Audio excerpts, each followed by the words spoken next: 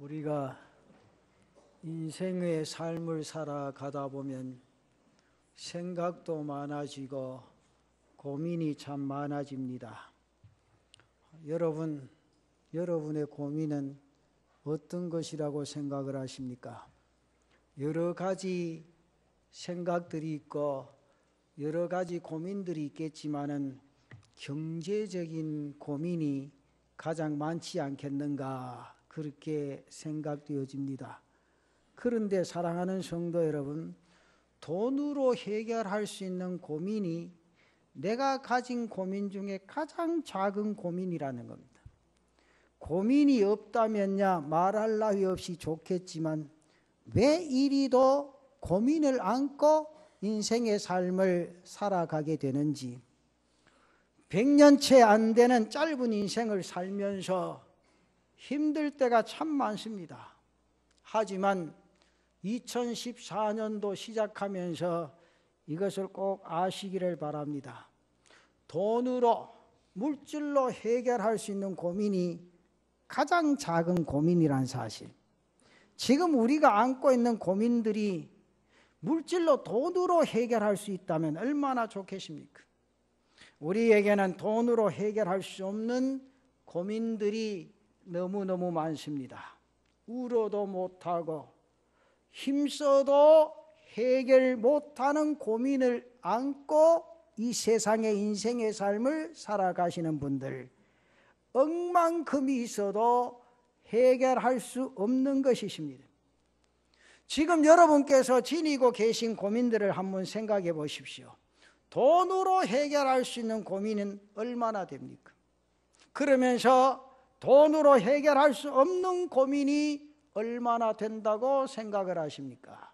사람들에게는 반드시 우주 만물을 지으시고 운영해 나가시는 하나님의 도움을 받아야만 할 수 있는 것이 있습니다. 여기에서 우리는 한 가지 놀라운 인생의 지혜를 발견하게 됩니다. 바로 하나님을 의지하는 겁니다. 하나님을 의지하는 것과 세상을 의지하는 것, 이것이냐 저것이냐에 따라서 그 사람의 인생의 삶이 극과 극이 될 수 있습니다. 쉽게 말하면 천국과 지옥이 될 수 있다, 그 말이죠. 오늘 본문의 말씀에 보면 험난한 인생을 지혜롭고 참으로 멋지게 헤쳐가는 한 시인이 등장을 하지요. 그가 바로 다윗입니다. 시편의 내용을 보면 그는 대단한 고통과 환난을 겪고 있음을 알 수 있습니다. 환난 정도가 아니라 생명의 위협을 받고 쫓겨다니고 있습니다. 그의 인생은 파탄에 도달해 있었습니다. 오늘 성경의 세 가지의 표현으로 알 수가 있는데, 그 첫째 보면 다윗은 재앙을 받고 있다, 그렇게 표현을 쓰고 있습니다. 그가 겪고 있는 환난이 얼마나 끔찍했든지 오늘 성경 1절 말씀에 보니 다윗이 이렇게 고백을 하죠. 하나님이여 내게 은혜를 베푸소서, 내게 은혜를 베푸소서. 내 영혼이 주께로 피하되 주의 날개 그늘 아래에서 이 재앙들이 지나기까지 피하리이다. 고난이 얼마나 컸든지 다윗은 자기가 재앙을 받고 있다, 그렇게 생각을 하고 있습니다. 사랑하는 성도 여러분, 여러분들에게도 많은 환난과 고민이 있겠습니다만 내가 지금 재앙을 받고 있다고 생각하시는 분은 안 계실 거예요. 재앙이란 것은 환난의 차원이 아니지요. 버림을 받았다거나 버림을 받아도 저주 가운데 버림을 받는 차원이기 때문이라 그 말이죠. 이 고백을 가만히 생각해 보면 다윗이 얼마나 큰 파경 속에 처해 있는가를 발견하게 되어집니다. 다음 두 번째는 사자의 밥으로 자신을 표현하고 있습니다. 오늘 57편 4절에 보면 내 영혼이 사자들 가운데서 살며 내가 불사르는 자들 중에 누웠으니 곧 사람의 아들들 중에라. 그들의 이는 창과 화살이요 그들의 혀는 날카로운 칼 같도다. 다윗을 대하는 원수들을 사자로 표현하고 있고 자신은 그 사자 중에 처해 있다, 그렇게 고백을 합니다. 이는 자신이 맹수의 밥으로 먹혀야 할 위기에 처했음을 말씀해 주고 있습니다. 또한 성경에 보니까 불사르는 자 중에 누웠다, 이 말이 무슨 뜻입니까? 화형당하기 직전에 비참한 한 인간을 묘사하고 있습니다. 다시 말씀드리면 다윗은 사자 앞에서 공포에 떨다가 잡아먹혀야 하는 토끼와 같은 존재, 그러면서 화형당하는 비참한 인간으로 자신을 묘사하고 있습니다. 또한 그들의 이는 창과 화살이요 그들의 혀는 날카로운 칼 같도다, 이 말씀은 저들에게 다윗의 몸이 산산이 찢겨질 위기임을 말해주고 있습니다. 그 다음에 또 한 가지, 세 번째로 보면 다윗이 억울하다, 그렇게 호소를 하고 있죠. 57편 6절 말씀에 보니 그들이 내 걸음을 막으려고 그물을 준비하였으니 내 영혼이 억울하도다, 그렇게 말합니다. 원수들이 함정이나 웅덩이를 파고 자기에게 학대를 가하는 것이 억울하기 짝이 없다는 겁니다. 다윗이 블레셋에 갔을 때 생명의 위협을 느끼고 미친 사람처럼 가장을 해야만 했습니다. 죽음의 위기를 모면하기 위해서 침을 질질 흘리며 어그적거리고 문지방을 긁으면서 미친 사람의 모습, 미친 사람의 흉내를 냈습니다. 그가 골리앗을 간단히 처치했던 다윗이 어쩌다가 이런 신세가 되고 말았습니까? 환난이 다가오면서 그의 끝이 말이 아니었습니다. 또한 다윗은 사울의 칼을 피하여 아둘람 동굴로 피신하여 숨어야만 했습니다. 오늘 성경 시편 57편의 말씀은 이때를 배경으로 쓰여진 내용의 말씀입니다. 다윗은 쫓겨야 할 죄가 없었지만 쫓겨야 했습니다. 죽어야 할 이유가 도무지 없었지만 그는 죽음의 위협을 받아야만 했습니다. 그래서 그는 내 영혼이 억울하도다, 그렇게 호소를 합니다. 이러한 처지에 있던 다윗의 환난이나 고민은 돈으로 해결할 수 없는 그런 문제였습니다. 자기의 생명을 노리는 사울에게 억만금을 준들 풀 수만 있다면 얼마나 좋겠습니까? 다윗의 운명은 세상의 어느 무엇으로도 해결할 수 없습니다. 이 세상의 인생의 삶을 살아가는 우리도 그와 마찬가지입니다. 땀을 흘리고 사정을 하고 눈물만 흘려도 해결할 수 없는 인생의 문제가 있습니다. 이런 기구한 운명에 처해 있는 다윗에게 천만다행한 것이 있었다고 말이죠.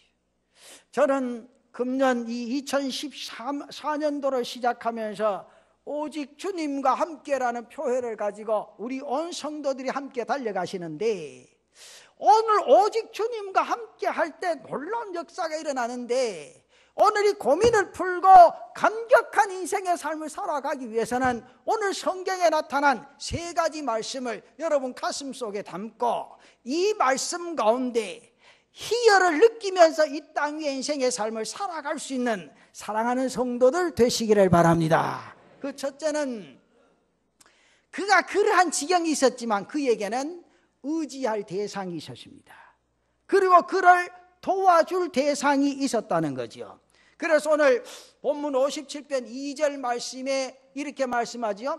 내가 지존하신 하나님께 부르짖으며 곧 나를 위하여 모든 것을 이루시는 하나님. 야, 이 말씀 여러분 다시 한번 보세요. 나를 위하여 모든 것을 이루신 하나님. 믿습니까? 이 참 중요해요. 저는 이 말씀 준비하면서 끔뻑 넘어갔다 살아났습니다. 이 얼마나 귀한 말씀입니까? 나를 위하여 모든 것을 이루시는 그 하나님, 그 하나님이 금년도 내 손 잡고 인생의 삶을 살아가게 됨을 믿으시기를 바랍니다. 그런데 환난의 위기 속에서 다윗은 목이 터지고 가슴이 저리도록 울부짖습니다. 나를 살려달라고 기도했습니다. 주의 날개 밑에서 쉼을 얻게 해달라고 부르짖었습니다.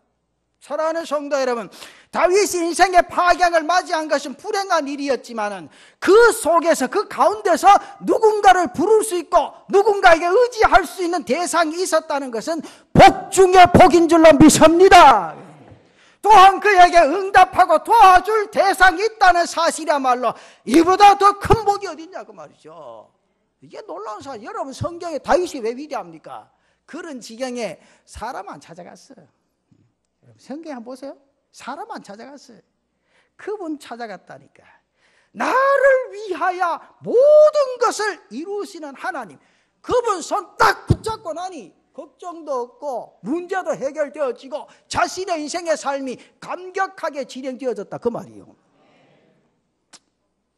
여러분, 그래 사이소. 여러분들 부부지간 한평생 살면 어때요? 기분이? 늘 여러분들 위해서 삽니까? 남편이? 에? 아멘 한 번도 안 했대. 뒤에 남자들. 여러분들 아내가 한평생 여러분들 위해 삽니까? 노멘. 이것이 인생이요. 여러분, 부부가 그렇게 처음 만났을 때는 막 입에 넣었던 것도 줬다고 막 자기 먹을 것도 다 주고 막 그런다고요. 그래도 며칠 안 가면 다 식어뿐 달았다가 식었다가 달았다가 식었다가 그게 인생이요.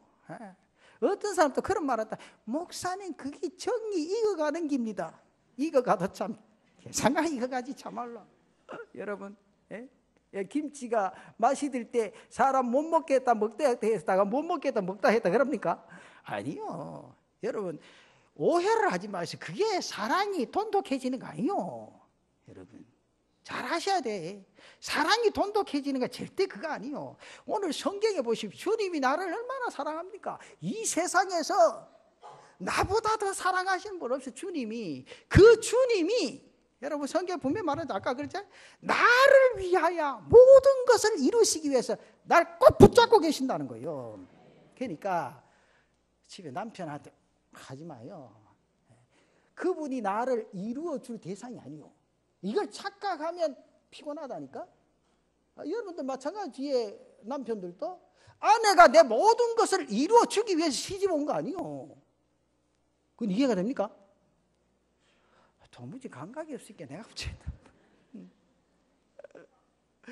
내 남편을 이 세상에 주시고 내 아내를 이 세상에 주시고 내 자식을 이 세상에 허락하신 그 하나님이 내 모든 생각을 아시고 나의 형편과 처지를 아시고 역사해 주시고 이루어 주실 줄로 믿습니다. 이게 중요하다는 거예요. 그러니까 모든 문제가 생기면 누구에게? 남편에게 이러지 마. 아내에게도 그러지 마. 나의 모든 형편과 사정을 아시고 이루시는 그 하나님 앞에 모든 것을 맡기고 부르짖으면 그 하나님이 여러분의 모든 문제를 해결해 주실 줄로 믿습니다. 난감한 실정에 놓인 사람의 이야기를 돌아보면 공통적으로 이런 말을 합니다. 꼭 필요한 때에 help me 할 사람이 없다. 나를 좀 도와달라고 요청할 만한 사람이 없다. 그러니까 인생은 정말로 고독하게 땅 위의 삶을 살아갑니다. 그런데 다윗은 큰 위협과 절망 속에서 나를 좀 도와달라고 요청할 대상이 있었다고 말이죠. 전능하신 하나님, 그분인 줄로 믿습니다. 구원하신 하나님, 그분이 그를 도와주신 줄로 믿습니다. 그 하나님 앞에 목 놓아 부르짖었다 그 말이죠. 그러니까 다 해결되어지더라고 말이죠. 사랑하는 성도 여러분, 우리도 다윗처럼 절망과 고난 속에서 찾고 의지할 수 있는 하나님이 나의 아버지라는 사실이 얼마나 감격하고 복된지 모릅니다. 이 사실 하나만으로도 우리는 뜨거운 감격과 여러분의 인생의 삶에 감사가 넘쳐야 될 줄로 믿습니다. 하나님 앞에 나아가 다윗처럼 부르짖어 간구하며 응답받는 이 한 해가 되시기를 축원합니다. 그리고 두 번째, 다윗은 구원의 소망을 잃지 않았다는 거지요. 오늘 본문 2절 보면 다윗은 자기가 하나님께 부르짖는 이유를 이렇게 설명하죠. 내가 지존하신 하나님께 부르짖으며 곧 나를 위하여 모든 것을 이루시는 하나님께로다. 그가 기도하는 이유는 하나님이 나를 위하여 모든 것을 이루시는 분이시기 때문이라, 그 말이죠. 믿습니까? 좋으신 하나님께서 금년 안에 여러분의 환난과 곤중을 이미 아시고 계시고 여러분의 눈물의 기도를 들어 응답해 주실 줄로 믿습니다. 그러면서 3절 말씀에 다윗의 또 하나의 고백이 있죠. 그가 하늘에서 보내사 나를 삼키려는 자의 비방에서 나를 구원하실지라. 하나님이 그의 인자와 진리를 보내시리로다. 하나님께서 나의 기도를 들으시고 나를 죽이려는 자의 비방에서 구원해 주실 것이라는 믿음이 있단 말이죠. 사랑하는 성도 여러분, 하나님께서 나를 위하여 모든 것을 이루어 주실 것이라는 소망과 원수의 비방에서 나를 구원해 주실 것이라는 확신이 다윗에게 있었다, 그 말이죠. 오늘 우리의 삶 속에 이 확신이 있으면 절대로 구질구질하게 안 삽니다. 여러분, 그 하나님이 나와 함께 하시고 계시다는 이 사실 내 가슴 속에 인지되어질 때 우리의 인생의 삶이 얼마나 담대하게 달려가는지 모른다, 그 말이죠. 다윗에게 있어서 의지의 대상은 여호와 하나님이시요 그분으로 인하여 다윗은 인생의 파경 속에서 소망과 확신을 가지게 될 줄로 믿습니다. 그러기에 다윗은 또 다른 하나의 행동을 전개하는데 이게 결론이죠. 어떻게 전개합니까? 세 번째, 내가 새벽을 깨우겠다. 이 믿음이죠. 이 믿음. 이게 결론이요. 여러분 금년 안에 새벽을 깨우시면 하나님께서 놀랍게 도와주실 줄로 믿습니다. 여러분 8절 말씀 보십시다. 내 영광아 깰지어다 비파야 수금아 깰지어다 내가 새벽을 깨우리로다. 여기 내 영광아 하는 말은 내 영혼아 그런 뜻입니다. 내 영혼도 깨어있고 비파도 수금도 깨어서 하나님을 찬양하면서 새벽을 깨우겠노라 그렇게 말합니다. 사람들은 새벽에 잠에서 깨어납니다. 그런데 다윗은 잠자는 새벽을 흔들어 깨우겠다고 말합니다. 새벽이 되면 누가 깨우지 않아도 저절로 깹니다. 그러나 다윗은 파산된 자신의 인생임에도 불구하고 새벽이 오기 전에 하나님을 찬양하고 비파를 키고 수금을 키며 하나님을 찬양하면서 새벽을 맞이하겠노라 그렇게 고백을 합니다. 제가 목회자로서 그런지 몰라도 제 경험으로는 새벽이야말로 하나님께서 주시는 그 영감이 가장 번뜩이는 그런 시간이다 그렇게 생각합니다. 그래서 하루를 시작하는 이 새벽 기도는 내가 하나님 앞에서 가장 솔직해질 수 있는 시간입니다. 가장 간절히 주님을 찾을 수 있는 시간이라 그 말이죠. 여러분 구약 성경이나 신약 성경을 쭉 읽어보시면요, 성경의 역사가 대부분 다 새벽에 일어났다 그렇게 말씀드려도 과언이 아닌 줄 압니다. 예수님께서 무덤에서 부활하신 것이 언제입니까? 새벽 미명에. 하나님께서 애굽의 군대를 혼란스럽게 하신 것도 언제입니까? 새벽에. 마가복음 1장 35절 말씀에 보면 새벽 아직도 밝기 전에 예수께서 일어나다가 한적한 곳으로 가서 거기서 기도하시더니 시편 46편 5절 말씀에 보면 하나님이 그 성중에 계심에 성이 흔들리지 아니할 것이라 새벽에 하나님이 도우시리로다 그랬거든요. 여기 말씀 보면 하나님이 그 성중에 계심에 성이 그 하나님이 함께 하시면 겁낼 거 없다. 두려움이 없다 그 말이죠. 이 지구가 다 뒤흔들려도 하나님이 함께 하시면 하나님의 손에 붙들림 바 되면 우리의 인생의 삶은 역사가 일어난다는 거지. 이게 중요하다는 거니 여러분. 네. 하나님의 역사가 새벽에 일어나기도 했지만은 하나님을 대적하는 역사도 새벽에 일어나십니다.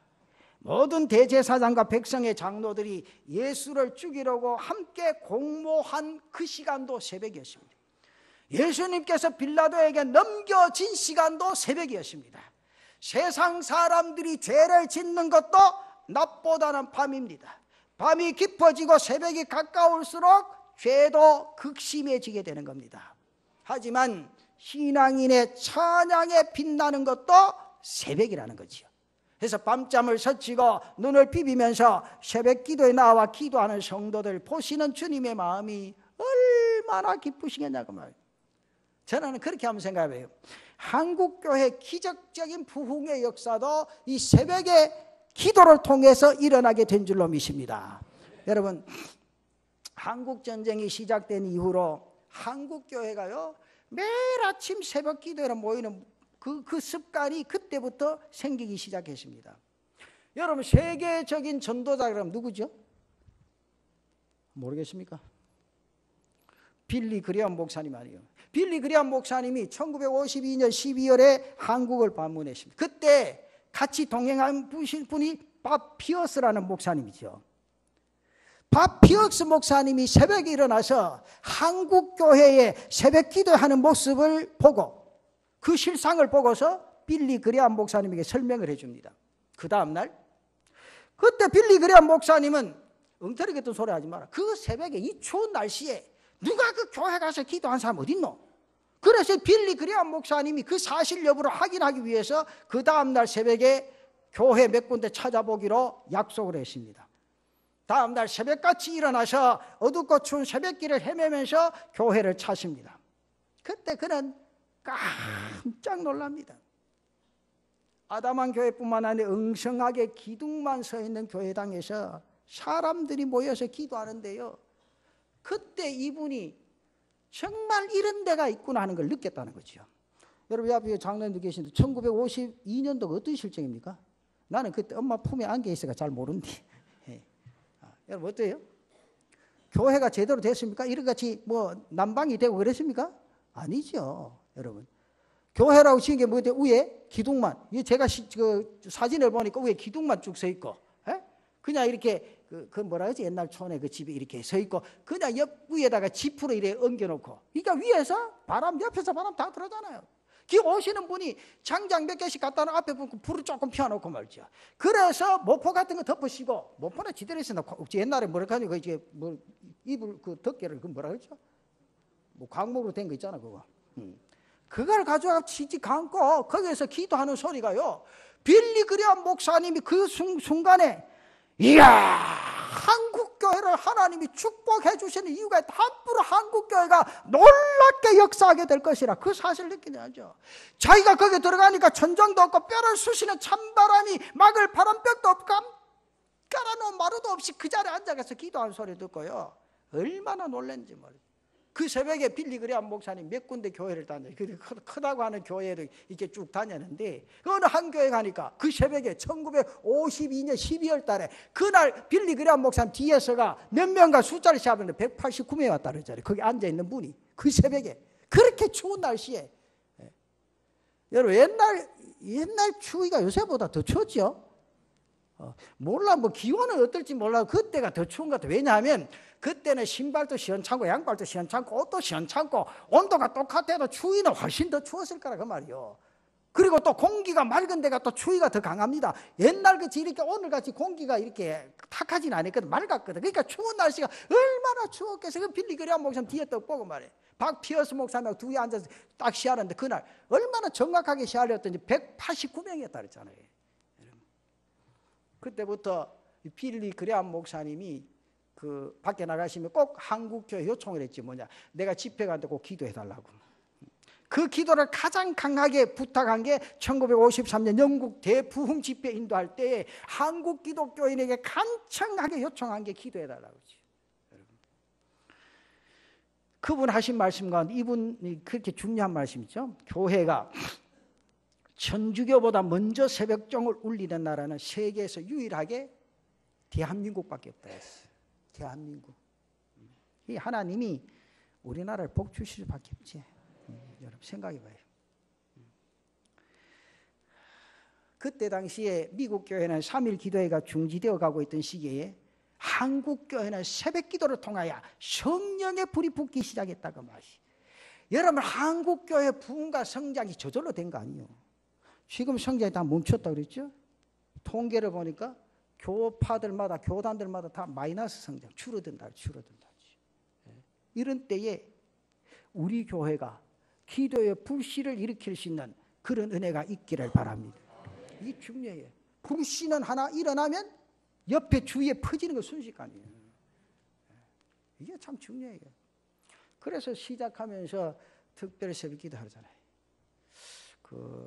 아직 한 분도 안 나와보신 분은 누가 나오는 거 그 궁금도 안 합니까? 도무지 대체 몇 명이나 나오는 거 궁금도 안 하세요? 그럼 맨날 뭐 교재 준다 그러는데 그거는 뭐가 써 있는 거 그래 궁금도 안 했어요. 궁금하시면 한 분이라도 나오셔. 나가 새벽에 이렇게 하는구나 생각도 해보시고 함께 동참할 때 하나님의 더 강한 역사가 일어나게 될 줄로 믿습니다. 신앙의 선배들이 전쟁의 배고픔과 상처와 쓰라운 전쟁의 절망 속에서도 하나님께 대한 소망을 잃지 않으십니다. 하나님의 역사가 분명히 이 땅에 실현되리라는 확신을 가지고 밤낮을 가리지 않고 기도하게 될 때에 하나님께서 이 나라를 세계 10위 안으로 몰아넣어 주신 줄로 믿습니다. 이게 중요하다는 거죠. 이게 전적으로 하나님의 역사입니다. 여러분 요새 이 국회의원들 싸우는 거 보이시오. 뭘 보고 하나님이 이 나라 복 주시겠노? 그래도 성도들이 새벽마다 일어나서 교회 나와서 기도하는 그 모습 바라보고 하나님이 역사하시고 붙잡아 주시고 이 나라를 일으켜 주시는 줄로 믿습니다. 저는 그 100% 믿어요. 99%도 아니고. 생각해 보시오. 월급은 얼마나 받노? 그거는 비서가 뭐 필요한 거 따라다니는 사람도 많더라고. 그래 놓고 거짓스럽게 자기가 조사한 것처럼 비서들이 다 해라는 거야. 내가 보일게 간대. 보면 여러분 그거 한번 보이세요. 이게 청문회도 뭐 이래 할 때 보면 내가 보일게, 내가 뭐 보일게 다 일단 자기가 본 게 하나도 없습니다. 전부 밑에서. 그렇잖아요. 비서들이 다 해다 주면 그거 보고 우리 비서가 이렇게 조사해보고 이렇다 하던데 그런 사람 아무도 없어. 내가 확인해보고 이렇다고. 확인해보고 뭘 확인해봐. 아무것도 안 해보는데. 그래도 우리가 뽑아줬으니까 그들 위해서 기도해야 되고 그들이 정신 차리고 이 나라를 위해서 맡겨진 사명 성실하게 감당할 수 있도록 기도해야 된다. 기도해야 될 책임이 우리에게 있어요. 오늘 아멘 안 하니? 정치인들하고 기도하라고 하면 안 한다. 그래 기도해야 그 사람 정신 차릴 거 아니에요. 그렇잖아요. 뭐 정치할 게 그래도 없는가? 뭐 동성애자를 뭐 국회에서 상정해가 뭐 합법적으로 뭐 쓸데없는 소리 말이지.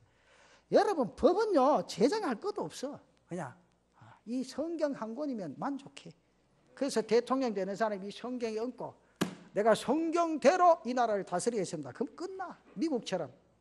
미국처럼 딱 성경에 손 얹고 말이지. 내가 이 나라의 대통령으로 되었으니까 이 말씀대로 하나님 지시대로 따르겠습니다. 그래 하겠습니다. 그럼 끝나잖아. 그렇잖아요. 오늘 우리의 인생의 삶도 마찬가지. 여러분 성공하시기를 원하십니까? 성경대로 하시오. 저는 뭐 딴 말 안 해요. 성경대로 하시면 여러분 잘 삽니다. 100% 이건 99.9%도 아니고 성경대로 사시면 100% 축복의 역사가 있게 될 줄로 믿습니다. 이건 확실해요. 확실히. 이 성경에 창세기부터 수도 없이 말씀했어요. 너희가 나의 말에 순종하고 나를 쫓았으므로 그랬거든요. 나의 말에 순종하고 나를 쫓았으므로 내 앞날의 삶이 번창하고 번창하리라 그 말이죠. 그 축복의 역사 아니에요. 그렇잖아요? 여러분 오늘 제가 말씀드린 게 주님과 함께 죽을 각오하고 말씀대로 한번 살아보이소. 연말이 어떻게 되는가? 정말 우리 교회를 통한 하나님의 역사가 놀랍게 일어나게 될 줄로 믿습니다. 사랑하는 성도 여러분, 인생의 파경 속에서 하나님을 찾고 소망을 가지고 새벽을 깨우리로다. 다윗의 모습을 한번 생각해 보십시오. 그는 절대 사람 찾아가지 아니했어요. 사람 의지 아니했어요. 그런 지경에서도 사람 원망하지 아니하고 나를 도우시기 위해 내 손을 꼭 붙잡고 계시는 그 주님만 바라보고 기도하니까 그 하나님이 역사해 주신 거 아니에요. 여러분 사람 찾아가면 절대 실망해요. 목사도 따라가지 마요. 여러분 우리나라에는요 사람 따라가서 이단들이 얼마나 생겼어요. 여러분 이단이 왜 생깁니까? 사람 따라가기 그렇지. 목사 따라가고 장로 따라가기 그렇지. 여러분 절대 따라갈 사람이 아니요.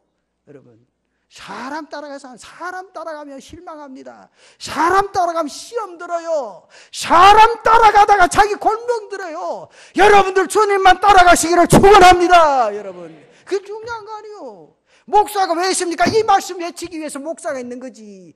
내가 여러분들 보고 나를 따라오너라 그럴 때 절대 아니요. 그런 사람 다 이단 아니요. 왜 자기를 따라가요? 주님 따라가야 되지. 오늘 다윗이 바로 그런 말이에요.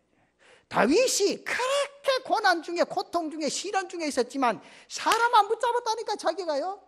그렇게 다윗 보고 도와달라고 다윗이 그때 지경에서 다른 사람 붙잡고 날 도와줄 사람 도와줄 그런 위치에 있었지만 절대 다윗은 그런 짓을 안 했어요.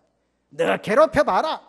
나를 도와주시기 위해서 내 손 잡고 계시는 그 하나님 계신다. 그 하나님만 바라보고 달려갈 때 다윗의 모든 문제가 해결되어진 줄로 믿습니다. 그러니까 금년 한 해 출발 때부터 그 하나님만 붙잡고 가 있어. 오직 주님과 함께. 분명히 시험 안 됩니다. 여러분 예수 믿다가 왜 시험 들고 시련 듭니까? 자꾸 사람 의식하니까. 사람 의식하고 사람 따라가지 마요. 절대 사람은 따라갈 대상이 아니요. 주님만 따라갈 대상인 줄로 믿습니다. 그래서 다윗은 1절에 말합니다. 내 영혼이 죽게로 피하되 주의 날개 그늘 아래서 이 재앙들을 지나가까지 피하리이다. 그러니까 다윗이 조급하게 안 했어요. 하나님이 다 해결해 주시니까 해결해 주실 때까지 묵묵하게 입 다물고 있었다 그 말이지. 여러분 돈으로도 힘으로도 해결할 수 없는 문제들 얼마나 많은지 모릅니다. 오늘 금년 한 해 오직 주님과 함께 다윗의 믿음을 간직하시고 내 영혼아 일어나라 비파야 수금아 깨어서 하나님을 찬양하라 새벽을 깨우리로다. 그러면 모든 문제가 해결되어질 줄로 믿습니다. 이게 중요하다는 거 아니에요. 이게 중요한 거다 여러분. 네? 여러분 저녁에 일하고 아침 일찍 꼭 못 일어나시는 분은요 일어나서 그 주님 앞에 기도하고 출발하시오. 그 주님이 여러분 문제를 꼭 해결해 주실 줄로 믿습니다. 내가 삶에 지쳐서 피곤할지라도 시간을 바쳐서 시간을 들여서 주님께 기도할 때 여러분의 인생에 주님의 복된 응답이 충만하시기를 축원합니다. 축원합니다. 성경에 보면 기도 외에는 아무것도 없다 그랬어요. 여러분 금년 한 해 이 세상에 태어나고 예수 믿었다고 한번 복 받아봐야 안 되겠어? 그렇죠? 그렇잖아고 막 세상에 태어나서 예수 믿었다고 내가 복 받고 나면요 그만 고운구만 출격했지 주렁주렁 따라서 주의 재단에 온다고 막 전도는 저절로 되네. 그러니까 예수를 믿어도 정말 착실하게 믿어보고 말씀대로 믿어보자 그 말이죠. 말씀대로 믿으면 하나님의 축복의 역사가 분명하게 일어날 줄로 믿습니다. 여러분 다윗의 기도가 여러분들의 기도가 되시기를 축원합니다. 그래서 여러분의 삶 속에 금년에 희열이 넘치고 감사가 넘치고 복된 인생의 삶이 힘차게 진행되어지는 귀한 은혜가 있기를 바랍니다.